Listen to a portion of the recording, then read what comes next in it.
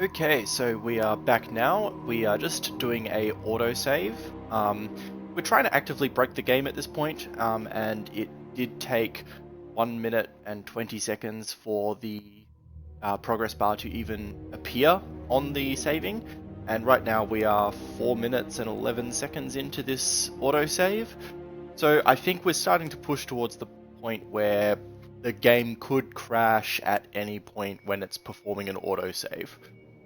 And the reason for that is because we have turned on one of the console commands that will just infinitely explore the map. And as I said last video, the further it explores, the more biters get revealed, which are no longer in the stage of being generated by the map seed and are now being saved into the save game file and also being entities on the map. So when we eventually get out of this autosave screen, which, I mean, I'm going to be honest, it could be another couple of seconds, it could be another couple of minutes. There we go.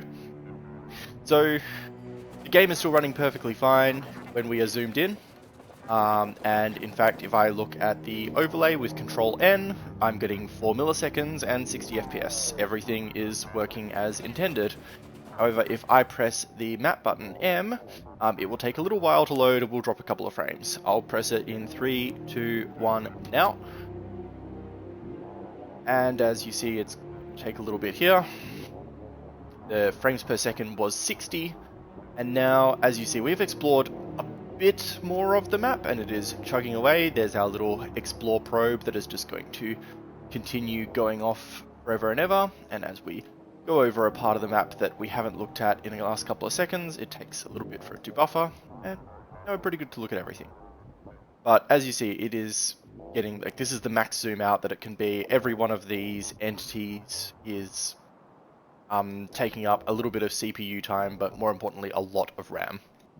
And just rendering all of this on the screen at once is absolutely tanking the frames per second, but much less so than on my computer, so I know that the specs are pretty good.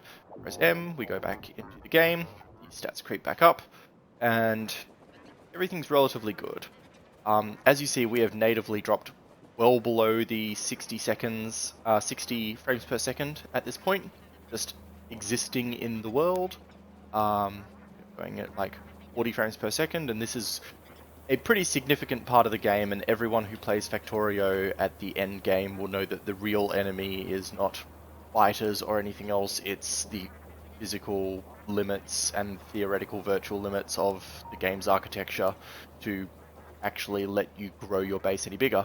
But as I said, we cheated it by using this explore probe to see how quickly we could max it out. So what we want to do here is we want to try and crash the game.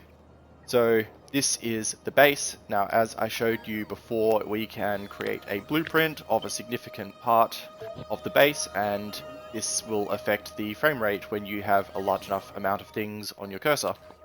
So we can actually blueprint from this screen, and as we drag this out, it gets a little slow.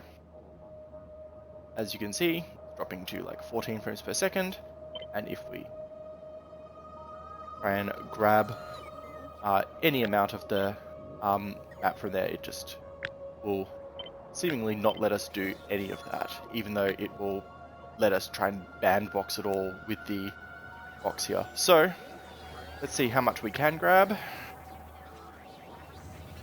and just get a big chunk of all of this.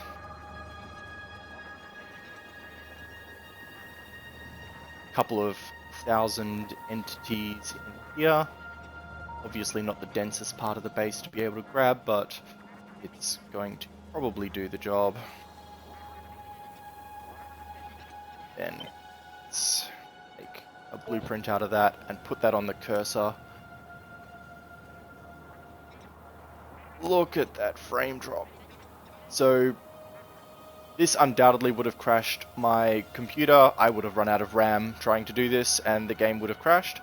But we are still ticking over at, I mean, it's reporting 5 frames per second. I think that might be a little generous.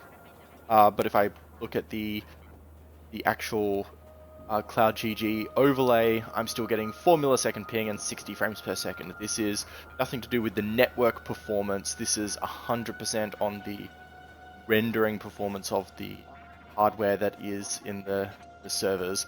Now that's not a criticism of the hardware's capability. This is designed to absolutely tank a system, and as you see, we take it off the cursor and we go back to pretty much normal.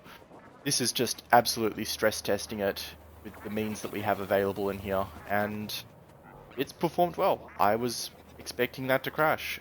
Looks like I'm going to have to try harder to see if we can actually make this client go under for long.